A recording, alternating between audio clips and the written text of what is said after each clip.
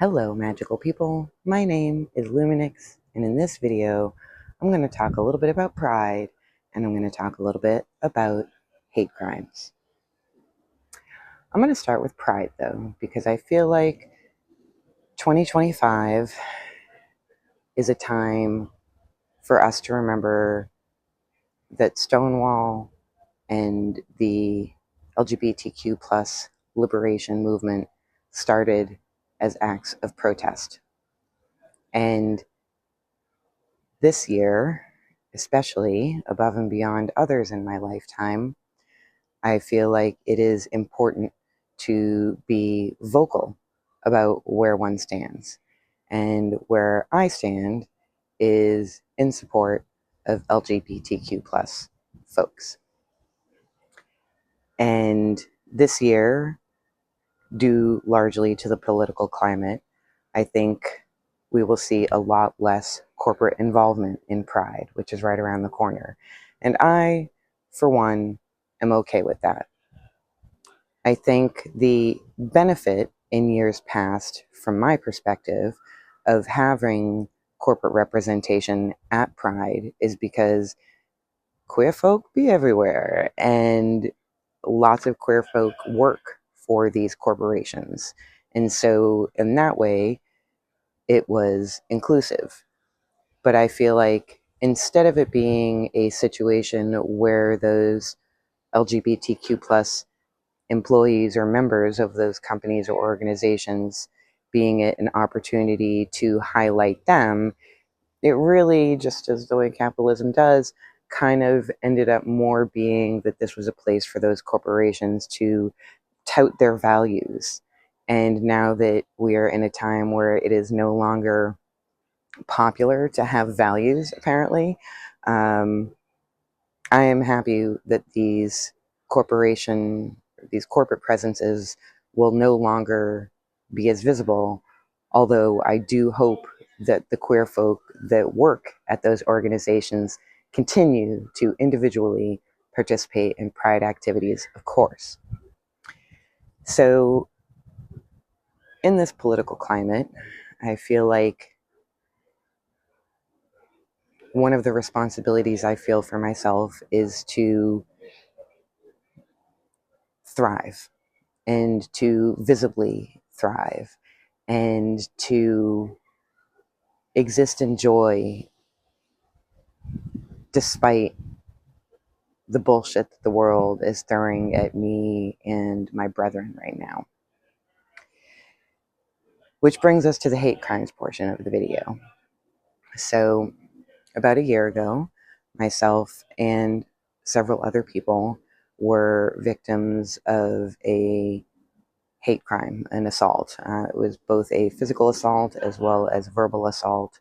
It could have been so much worse than it was, and nobody died. So that's something to be grateful for. And I was supposed to testify for the trial in that case next week. But instead, a plea deal was offered and accepted, and I am satisfied with the conditions of that plea deal. And the sentencing hearing was today, on the eve of Pride Month.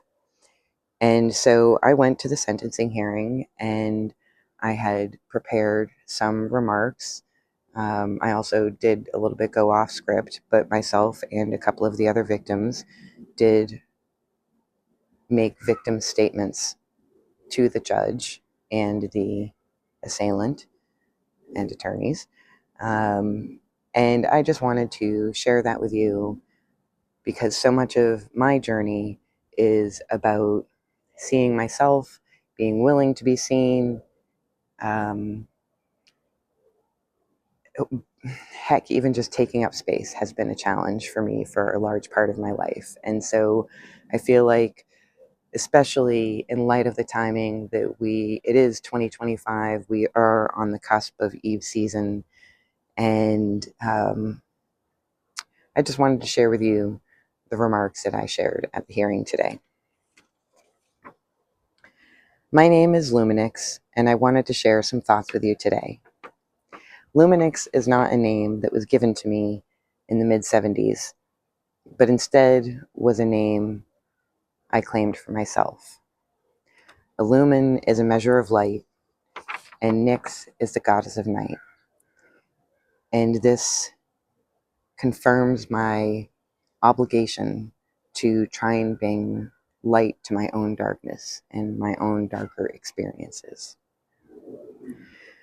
I'm 50 years old and have a long history of mental health challenges as a response to complex post-traumatic stress disorder. These challenges are largely focused around anxiety, panic disorder, and chronic pain founded in muscle armoring. I was medicated for nearly 20 years. Fortunately, in addition to access to medication, I've also had the benefit of many, many years of therapy, which allowed me to add extra tools to my tool belt. About 15 years ago, I was able to stop taking medication to manage my anxiety and panic disorder. Since this incident, I have noticed that my general anxiety is heightened more than it has been in decades.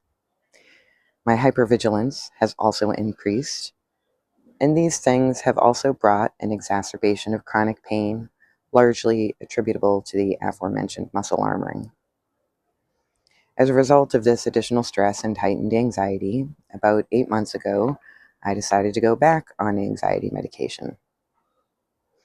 At first, this apparent backslide left me feeling hopeless, demoralized, and angry. Just the fact that this man, in the space of a few moments, could erase my many, many years of hard work. Since then, I've healed a bit from the anger and can recognize that life isn't a journey, and if we are lucky, life is long. I'm grateful to live in a time where medication can be an available tool, and my time is that at some point in the future, with additional time, space, healing, and effort, I will again be able to be medication-free. 2025 is a particularly scary time for LGBTQ plus folks. It breaks my heart that in my city, a place that prides itself on being open and inclusive, that this hate crime occurred here. I hope, sir, that you get the mental health support that you need and can come to recognize that the violence and hatred you espoused should have no place in this world. Thank you for your time, and blessed be. And with that,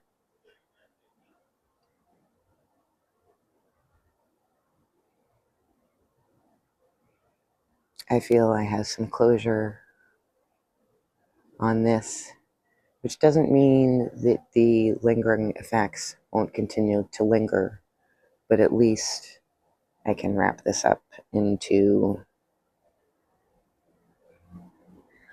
a ball to toss away out of my energetic space.